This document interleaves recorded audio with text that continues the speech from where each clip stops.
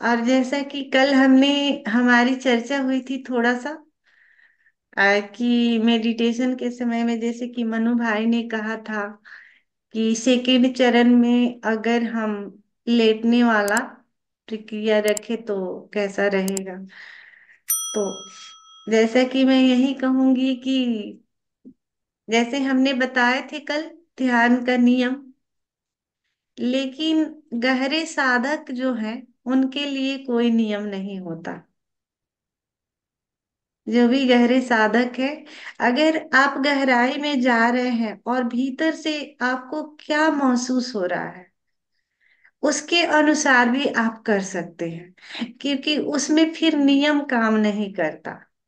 जैसे जैसे आपकी साधना की गहराई बढ़ेगी, वैसे वैसे हम स्टार्टिंग से नियम ले करके चलते हैं ध्यान में, लेकिन गहराई बढ़ने के साथ साथ सारे नियम भी टूटने लगते हैं। फिर हमारे भीतर से क्या उठता है उसके अनुसार से फिर हमें चलना पड़ता है। तो मैं यही कहूंगी सभी मित्रों से, हम यहाँ नियम लेकर चल रहे हैं, लेकिन जैसे जैसे अगर साधना में आपकी गहराई बढ़ रही है और भीतर से कुछ ऐसा फील हो रहा है कि नहीं, मैं ऐसा करूंगा तो ऐसा मुझे मतलब मेरे लिए सहज होगा, तो आप अपने अनुसार से फिर कर सकते हैं। फिर वहां सारे नियम टूट जाते हैं। जैसे कि चिड़िया उड़ती है, जब आकाश में अपने बच्चों को सिखाती है कि कैसे उड़ना चाहिए, तो जब वो सिखाती है, जब बच्चे का पंख हो जाता है और बच्चे उड़ने वाले हो जाते हैं, तो वो चिड़िया जो माँ होती है वो क्या करती है, माँ बच्चे के पास बैठती है, देखती है कि अब इन लोगों की तैयारी हो चुकी उड़ने की, तो वो सिर्फ पंख फैलाती है और हवा में उड़ जाती है। और जैसे हवा में उड़ती है, बच्चे देखते हैं माँ का नकल करते हैं, वो भी हवा में उड़ जाते हैं।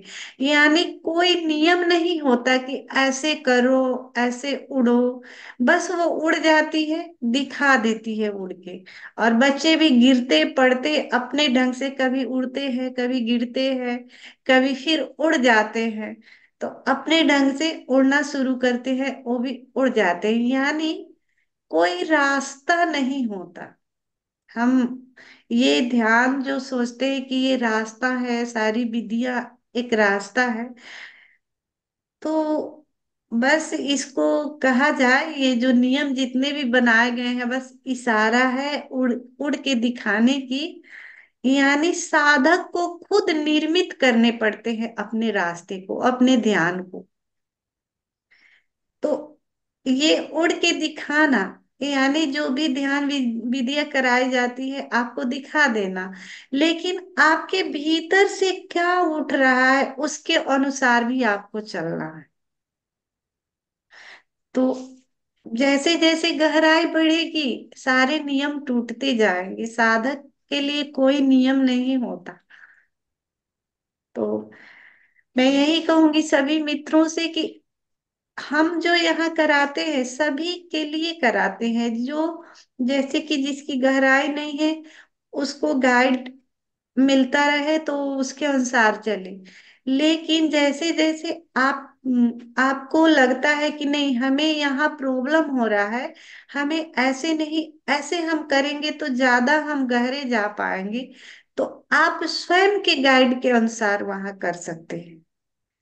आपको जैसे लगे, जैसे सुविधा लगे। जैसे कि ओशो जब मेडिटेशन कराते थे और उन्होंने जब डायनेमिक ध्यान शुरू कराया, तो बहुत सारे मित्रों ने उनको पत्र लिखा कि कपड़े डिस्टर्ब करते हैं, हमें कपड़े डिस्टर्ब करते हैं। तो ओशो ने उन्हें इजाजत दी कि ठीक है आप कपड़े निकाल सकते हैं।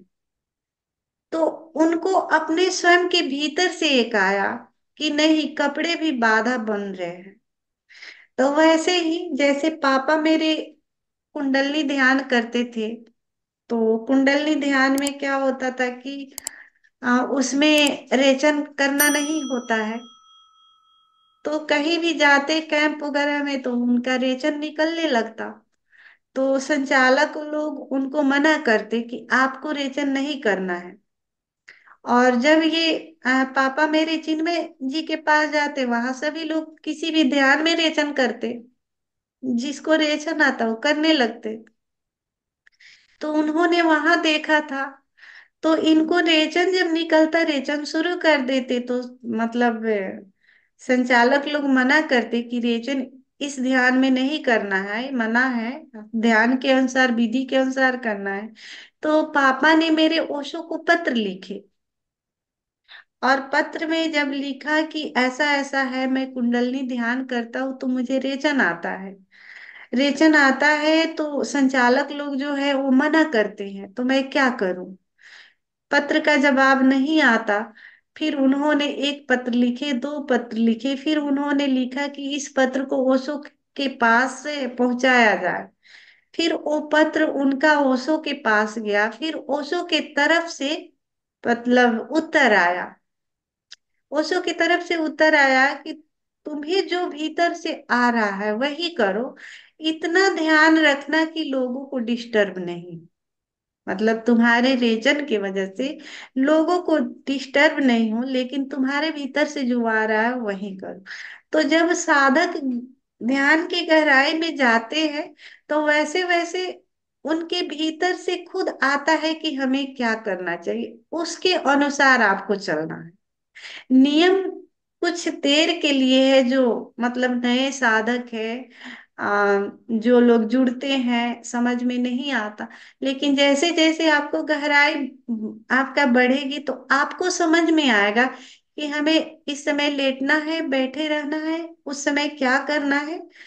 तो आप अपने अनुसार से वो करेंगे, सारे नियम टूट जाते हैं लास्ट में जाके, नियम कोई काम नहीं पड़ता, साधक भीतर से जो आता है वही घटने देता है। यानी अस्तित्व जब हमारे ऊपर बरसता है हमारे माध्यम से, तो अब शरीर में कैसा क्या होगा, हर व्यक्ति पर अलग अलग वो काम करता है।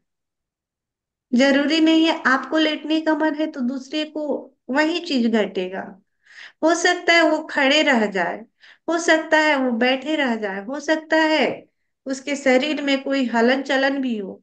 तो हर व्यक्ति पर अलग अलग काम करता है, तो ये भीतर से जो भी आए वैसे हमें घटने देना है। जैसे जैसे गहराई बढ़ेगी तो उसके अनुसार हमें चलना है, सारे नियम टूट जाएंगे लास्ट में। तो आइए इसी के साथ अब हम इस ध्यान में प्रवेश करते हैं। आज खुशी हो रही है, शिवम स्वामी जी का नेटवर्क पूरा काम कर रहा है।